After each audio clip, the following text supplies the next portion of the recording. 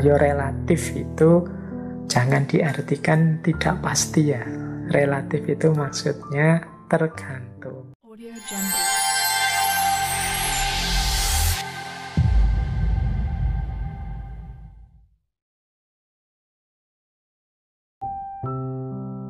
Semua prinsip moral itu sifatnya relatif.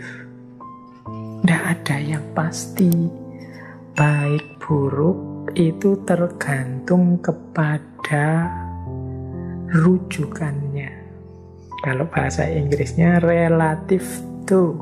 Apakah itu rujukannya kesepakatan-kesepakatan sosial ataukah pilihan-pilihan individu. Nah, ini namanya relativisme etik.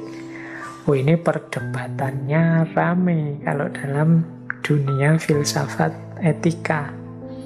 Jadi ada pandangan memang yang menyatakan prinsip-prinsip moral itu yang kita sebut prinsip kebaikan itu kan bikinan manusia juga.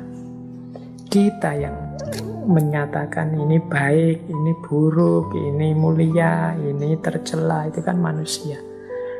Jadi ya sifatnya pasti relatif, tergantung situasinya. Makanya kalau kita menyatakan kebaikan tentang apapun, teman-teman bisa mencari contoh yang berbeda dengan itu. Kalau bahasa filsafat namanya counter example. Ketika sudah ada contoh yang tidak nyambung. Yuk, aspek relatif ini kan yang sering teman-teman atau yang suka komen-komen, ngeritik-ngeritik orang yang tidak disukai. Itu biasanya kan ngambil aspek yang tidak nyambung ini. Tidak relatif tuh. Misalnya saya bilang hidup ini kita harus istiqomah ya. Kalau sudah melakukan apa lakukan itu terus. Nah, ucapan saya ini benar, tapi kan harus dipahami konteksnya, ruang waktunya. Nanti ini kalau bahasa tadi namanya relatif juga. Mungkin teman-teman akan bantah, loh Pak, katanya hidup ini tidak boleh statis, harus berkembang. Kalau disuruh istiqomah terus gitu terus, kapan berkembangnya Pak? Kapan kita jadi lebih maju Pak? Itu kan kita kan terus bantah seperti itu. Itu pikiran sampean yang bahwa kita harus berkembang, harus maju, itu juga benar. Tapi yang saya bilang kita harus istiqomah itu bukan berarti salah. Hanya saja konteksnya, ruang, waktu, penggunaan, situasi yang relevan dengan kebenaran kebaikan ini dan kebenaran kebaikan yang diucapkan oleh teman-teman tadi berbeda. Kan kalau teman-teman bilang hidup harus berkembang, bukan berarti kan terus saya simpulkan berarti istiqomah itu salah, kan tidak begitu. Jadi ada level hidup, konteks hidup yang kita dituntut untuk istiqomah, cuma di bagian tertentu kita juga harus punya semangat untuk semakin baik, semakin baik. Itu yang kemudian oleh beberapa tokoh tertentu diangkat jadi isu relativisme, bahwa prinsip-prinsip moral itu tidak ada yang valid secara universal. Semuanya tergantung, berarti membacanya sesuaikan dengan konteks, ruang, dan waktunya.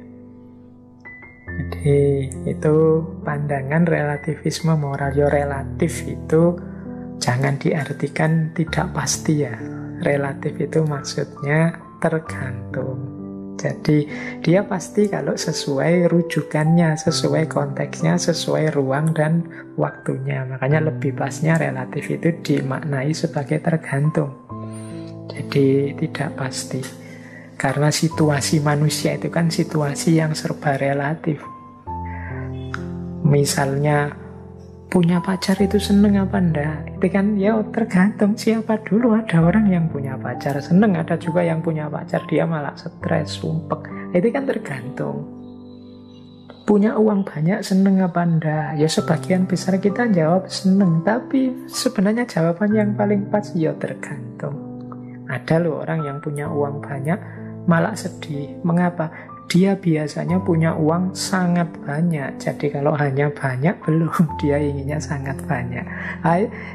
Manusia itu relatif. Punya uang 1 miliar, saya mesti bahagia Pak. Ya sampean, orang lain ada yang dapat 1 miliar, itu dia sedihnya luar biasa. Karena biasanya dia dapat ratusan puluhan miliar. Ini yang disebut relatif, tergantung. Ini isu besar dalam dunia etika, diskusinya juga panjang lebar. Nanti ada 2 jenis relativisme etik, ada konvensionalisme, ada subjektivisme. Kalau konvensionalisme itu prinsip-prinsip moral itu tergantung pada masyarakatnya. Kalau subjektivisme, prinsip-prinsip moral itu tergantung pada orangnya atau kelompok tertentu orang. Misalnya di situ saya kasih contoh, memakan sapi sembelihan bagi kita yang muslim itu boleh, tapi nanti bagi umat Hindu tidak boleh, bagi vegetarian juga dia merasa tidak nyaman makan itu. Itu subjektivisme namanya. Jadi ada konvensionalisme, ada subjektivisme. Ini isu besar dalam dunia etik. Isu kedua adalah berpikir etik. Ini sering dihubungkan dengan altruisme. Altruisme itu dari kata alter yang artinya orang lain. Ya kalau diterjemahkan mudahnya, altruisme ini perbuatan yang berorientasi pada kebaikan orang lain. Nanti dalam bentuk ekstrim altruisme ini ya didefinisikan bahkan dengan cara mengorbankan diri sendiri. Jadi altruisme itu sering didefinisikan memperhatikan kesejahteraan orang lain tanpa peduli kesejahteraannya sendiri. Ini juga nanti perdebatan. Ada yang bilang ini positif, ada yang bilang ini negatif. Ada yang bilang, ya seperti itu namanya manusia mulia itu. Dia tidak peduli dirinya, yang ada di pikirannya hanya orang lain. Nanti ada juga pandangan sebaliknya. Ya tidak begitu dong. Kebaikan itu tidak boleh menghancurkan diri sendiri, tidak boleh mengabaikan diri sendiri. Kalau bisa ya kebaikan yang baik buat orang lain juga baik buat diri sendiri. Jangan hanya mikir orang lain saja. Kalau kita rusak, tidak mungkin kita bisa melakukan kebaikan untuk orang lain. Kalau kita hancur, tidak mungkin untuk selanjutnya kita berbuat baik lagi. Maka, mbok yo jangan melakukan kebaikan dengan jalan melupakan diri sendiri atau tidak memperhatikan kesejahteraan diri sendiri. Tapi ada juga yang berpandangan sebaliknya. Kan sering kita mungkin membahas mungkin di tema-tema tentang cinta, pengabdian, pengorbanan pada orang lain. Kata-kata pengorbanan ini kan sudah ada konotasi altruistiknya. Bahwa aku melakukan kebaikan yang manfaat untuk yang lain, tapi tak jarang merusak diriku sendiri. Tidak masalah seperti itu, tidak masalah menyusahkan aku. Aku sengsara tidak apa-apa asal orang lain bahagia. Nah, ini gaya altruistik. Ya, ada beda-beda pendapat. Teman-teman bisa kalau mau mendiskusikan ini. Kira-kira hidup ini apa benar sih altruisme itu terpuji? Ada yang bilang bahwa ya altruisme ini salah satu prinsip emas dalam etika. Jadi memperlakukan orang dengan baik, yang diperhatikan orang lain meskipun dirinya sendiri susah, sulit. Nah, tapi sebaliknya juga ada yang bilang tidak mungkin orang bisa berbuat baik pada orang lain kalau dia tidak baik kepada dirinya sendiri.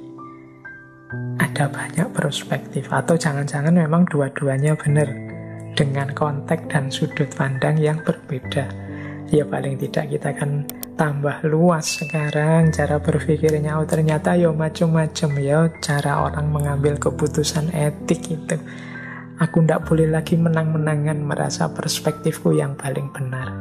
Setiap orang punya sudut pandangnya sendiri.